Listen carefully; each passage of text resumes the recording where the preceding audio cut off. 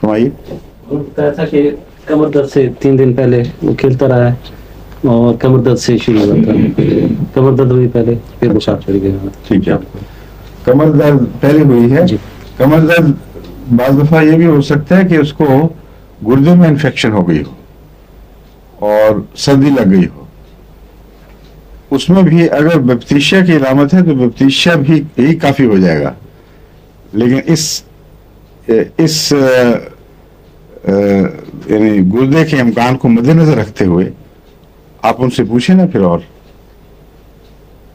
اچانک کھیلتے ہوئے کمر درد ہونا سردی لگنے کی علامت ہے آج کل کے موسم میں. اور سردی جب ویٹ ہو تو اس کے لیے کچھ اور دوائیں سامنے آتی ہیں.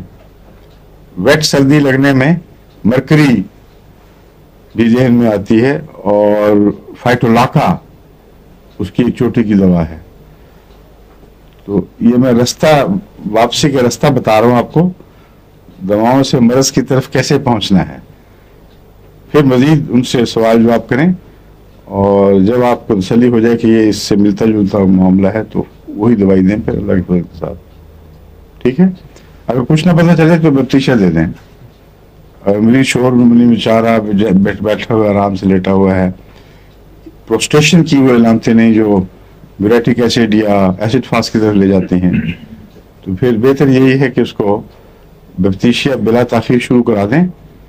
اور اس کے بعد اگر مکسڈ سا ہو معاملہ، کچھ یوٹرس کا شبہ ہو، کچھ گردوں کا شبہ ہو، کچھ یوریتھرا کا شبہ ہو اور علامتیں انفیکشن کی ہوں، بہرحال گلے کا بھی ہو مگر واضح کیس نہ ہو، تو ایسی صورت میں چونکہ بعض دفعہ وقت نہیں ہوتا، ایک چھٹا بنایا ہوا ہے میں نے، وہ دے دیتا ہوں. اکثر بچوں وغیرہ میں سہولت ہو جاتی ہے.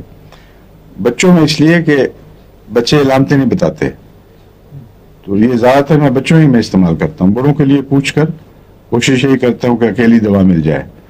لیکن اگر وہاں بھی ایسا معاملہ ہو تو پھر وہ چھٹا دینا چاہیے. وہ ہے فیرومفاس، کالیمیو سلیشیا اور کیلکیریا فلور. بعض دفعہ کیلکیریا فلور کی بجائے کیلکیریا فاس، یہ بہت باریک بعض دفعہ فرق کرنے پڑتے ہیں. سمجھے؟ یہ جو ہے یہ اکثر کام آ جاتے ہیں. ہاں بعض دفعہ میک فاس ڈالنی پڑتی ہے اگر اسپیزم اور درد ایسی ہو جیسے ایک دم جفا پڑتا ہے اور اس درد کو گرمی سے آرام ملتا ہو کچھ، تو ایسی صورت میں میگنیشیا فاس چوٹی کی دوا ہے. ضمن میں بتاؤں بہت سے ایسے بچے ہیں جن کے متعلق ماں باپ کہتے ہیں جی ساری رات نہیں سوتا اور سوتا پھر چیخ مار کے اٹھ جاتا ہے، دن کو ٹھیک ٹھاک ہوتا ہے.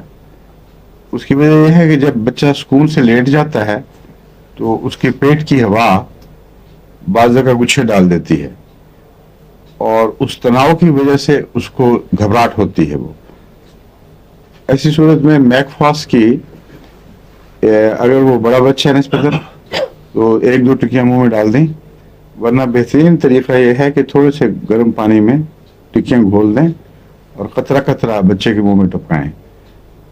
اکثر ماں باپ یہ بتاتے ہیں کہ ایک ہی خوراک دی اس کے بعد بچہ آرام سے سو گیا. تو یہ نیند کی دوا نہیں ہے مگر اسپیزم کو کھولنے والی دوا ہے.